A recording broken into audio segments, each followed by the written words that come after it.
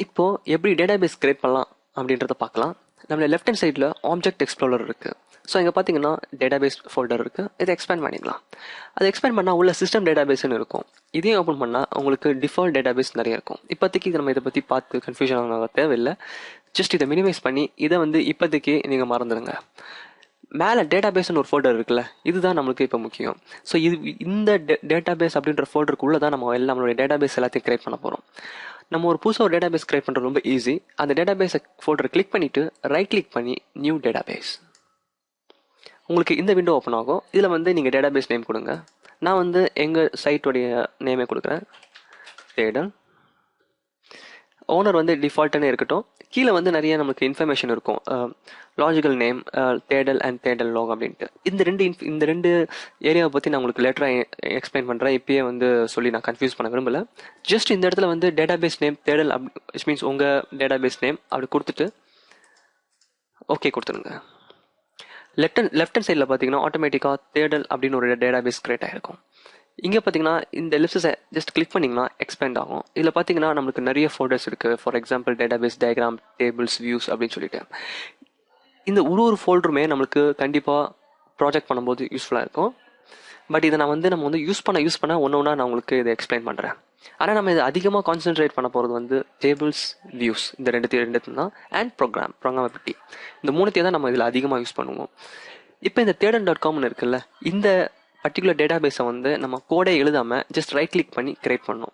But இதேமாதிரி ஒரு டேட்டாபேஸை நம்மளால் SQL query எழுதியும் நம்மளால் கிரியேட் பண்ண முடியும். அது எப்படின்னா, நம்மளுடைய மேனேஜ்மெண்ட் ஸ்டுடியோவில் டாப்பில் நியூ கியூரின்னு இருக்குது பாருங்களேன், இதை கிளிக் பண்ணுங்கள். கிளிக் பண்ணோன்னா உங்களுக்கு ஒரு விண்டோ ஓப்பன் ஆகும். இந்த விண்டோ தான் கியூரி எடிட்டர் அப்படின்னு சொல்லுவாங்க. ஆக்சுவலி உண்மையாக சொல்லணும்னா இந்த விண்டோவில் தான் நம்மளால் SQL queries எல்லாத்தையும் நம்ம எழுதுவோம். உங்களுக்கு இங்கே டாப்பில் பார்த்தீங்கன்னா டிஃபால்ட்டாக மாஸ்டர்னு செலக்ட் ஆயிருக்கும். ஆக்சுவலி இந்த இடத்துல நம்ம கிரியேட் பண்ணுற எல்லா டேட்டாபேஸும் இந்த இடத்துல லிஸ்ட் அவுட் ஆகும். ஃபார் எக்ஸாம்பிள் நம்ம தேடல் அப்படின்ட்டு ஒரு டேட்டாபேஸ் கிரியேட் பண்ணோம், அது இந்த இடத்துல லிஸ்ட் அவுட் ஆகுது பாருங்களேன்.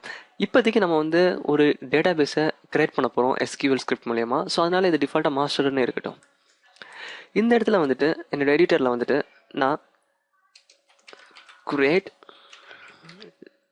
டேட்டாபேஸ் அப்படின்னு போடுறேன். ஸோ நம்ம இங்கிலீஷில் பேசுகிற மாதிரி தான் கிரியேட் டேட்டாபேஸ். என்னோட இந்த இப்போ ஸ்பேஸ் விட்டுட்டு என்னுடைய டேட்டாபேஸ் நேம். ஸோ நான் டெமோ டேட்டாபேஸ் அப்படின்னு நான் போடுறேன். இந்த டேட்டாபேஸை நீங்கள் நேம் செலக்ட் பண்ணும்போது எந்த ஒரு ஸ்பெஷல் கேரக்டரும் அதில் இருக்கக்கூடாது. அதிகபட்சம் நீங்கள் அண்டர்ஸ்கோர் சேர்த்துக்கலாம். அண்டர்ஸ்கோரை தவிர்த்து எந்த ஒரு ஸ்பெஷல் கேரக்டரும் நீங்கள் இதில் அலோவ் பண்ணாதுங்க. அதே மாதிரி நீங்கள் நம்பர்ஸும் சேர்த்துக்கலாம், நோ ப்ராப்ளம். பட் ஆனால் no special characters allowed. So இப்போ நான் சிம்பிளாக சொல்லியிருக்கேன், create database demo underscore database அப்படின்னு சொல்லிட்டேன்.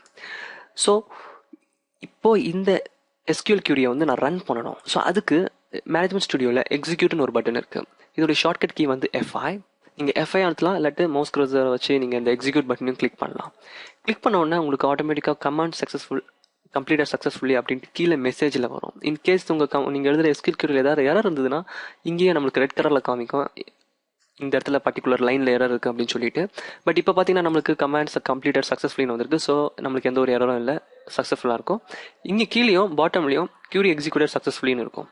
அண்ட் அதே டைம் ரைட் ஹேண்ட் சைடில் பார்த்தீங்கன்னா 0 rows இருக்குது. எந்த ஒரு விச் மீன்ஸ் இந்த இடத்துல நம்மளுடைய எந்த ரோஸ் அஃபெக்ட் ஆயிருக்கு, எவ்வளோ நேரத்தில் இந்த கமாண்ட் எக்ஸிக்யூட் ஆயிருக்கு அப்படின்றத நம்மளுக்கு மேனேஜ்மெண்ட் ஸ்டுடியோ சொல்லுவோம். இப்போ இங்கே பார்த்தீங்கன்னா 000 இருக்குது. ஸோ தட் ஒரு செகண்டுக்குள்ளேயே நம்ம இந்த கமாண்ட் எக்ஸிக்யூட் ஆயிருக்குன்னு அர்த்தம். ஸோ அதனால தான் இந்த இடத்துல 000 இருக்குது. நீங்கள் ரொம்ப பெரிய SQL queryலாம் எழுதி லார்ஜ் டேட்டாவை ஹேண்டில் பண்ணும்போது இந்த இடத்துல நமக்கு டைமிங் இன்க்ரீஸ் ஆகும். ஸோ தட் நம்மளுக்கு நம்ம எழுதுகிற கோடு ரன் ஆகி நம்மளுக்கு அவுட்புட் கொடுக்கறதுக்கு எவ்வளோ நேரம் ஆகுது அப்படின்றத நம்மளால் இந்த இடத்துல தெரிஞ்சுக்க முடியும்.